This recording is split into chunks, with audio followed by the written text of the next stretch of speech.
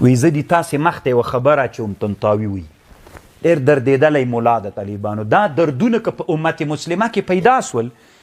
بیا بعیده مه بلئ چې الله پاک به دغه وعده پوره کړي لیظهره علی الدین کله دی وایي د وسلې مسله دې تاسې مخ ته اچوم د چا مسله د وسلې وایي دې کې درې خبرې دي اوس امت مسلمه باید وایي وسله جوړه کړي که جوړه نه کړي وایي دې کې څلور خبرې دي څنګه څلور خبرې دي وایي تی واوره وایي بعضې خلک وایي چې مسلمانان دې وسله نه جوړوي ولې وایي ځکه دوی وایي چې موږ لره اسوه حسنه د رسول الله سلام پسې رسول الله بس په توره جنګ کړی موږ به هم په چا باندې جنګ کوو په توره باندې جنګ کوو موږ باید وسله جوړه نه کړو ځکه رسول الله سلام پسې اقتدا کوو او که وسله مو جوړه کړله د طالبانو دا څوک ده حرامه ده بدعت ده دی وایي کما اخبرت بذلك عن بعض علماء ترکستان وایي کله چې د بخارا امیر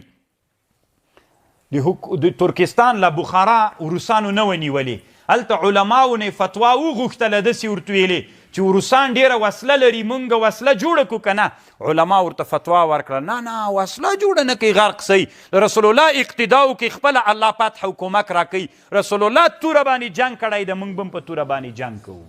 چې وسله جوړه نه کوي څو کاله وتلي نه ول طالبانو چې الله عز وجل روسان په مخ باندې راوستلو نو الله چې موږ سره کومک کوي طالبانو دغسې کوي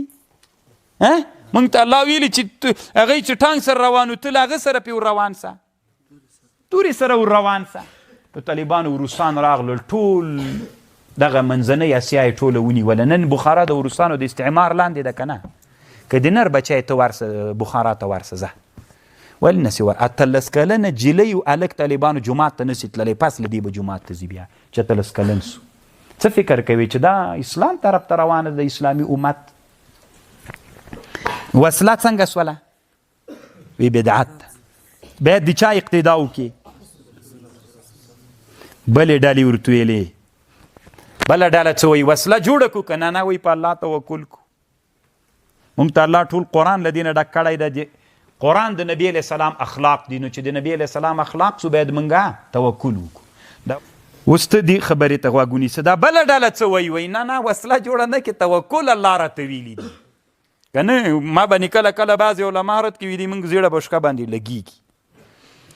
توکل باندې به امریکا ماتوي کفر به په توکل دا دویمه ډله وه زه کار نه لرم تاسې خپل کار د درېیمې ډلې څه ویلې وی کله چې کفر د اسلام جنګ سو بس کلبهم باسط ذراعیه بالوسیط چوف پیر چوپې که بس بله ډله علما هم داسې دي وایي که نه وایي او څه وایي بخاري راواخله یاسین شریف پې باندې ووایه په لسګونو وارې همداسې په جهادونو کې یاسین شریف بخاري پې باندې ویلی د فتح راغلی بله ډله داسې ده اصلې ته ضرورت نسته ده خو دا ټولې رایې د سستانو خلکو رایې دي هغه رایې چې وایي چې نبي علیه السلام خو په هغه زمانه کې چې کافرانو سره جنګ کو جهاد یې کو چې د کافر سره قم ته وسله و د غم صحیح ده کمه به وه خو نوره خو هم مثله وه که نه د کیفیت د کمیت په لحاظ که نه وه خو د کیفیت په لحاظ خو څوک وه برابره وله ښه اوس که طالبانو نبی علیه السلام ژوندی وای او د جهاد معرکه یې په مخ باندې بوله هغه مدافع توپونه او تیارې درلودلی نبی علیه السلام به اوس جنګ په توره باندې کړی وی طالبانو که د دښمن سره به یو ځان سیال کو بیا به جهاد ورسره کو ښه نو اقتدا د رسول دا وهذا هو الفقه النبیه اصل کې هوښیار و پوی دغه مولا ده چې داسې فتوا ورکړي موږ د نبی علیه السلام اقتدا باید دا ونه وی چې نبی علیه السلام توره باندې موږ هم اوس په توره باندې موږ باید جهاد څنګه وکړو چې دښمن مو څه رقم ته وسله لري همغسې کیفیتا و مثلا هغسې وسله برابر وکړو که ته وایې موږ غریبانان یو مه کوه دا خبره د الله په خاطر باندې یو روایه چې په ټوله دنیا کې غټ معادین دلته دي نو څه کوې د معادین سپینګیري کېږي د معادین بیا له کاره غورځي راوباسه که نه ودرېږه خبرې لا پاتې دي نو چې ته کله له دوی سره هم مثله سې په دې علومو کې په دې ټکنالوژۍ کې په دې وسله کې او دغه خطرناک عقیده دې د سره یي به دې چا پلار راټینګ کړي بیا به دې ما په سر باندې تیاره وګرځېږي بیا چې زه خپل وطن آزاد کړمه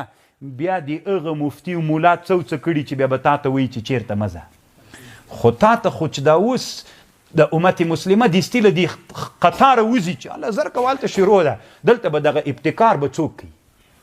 خو ما ته خو وایي که نه طالبانو دا 2000 کاله چې نوره موزي بیا به ابتکار څوک کوي؟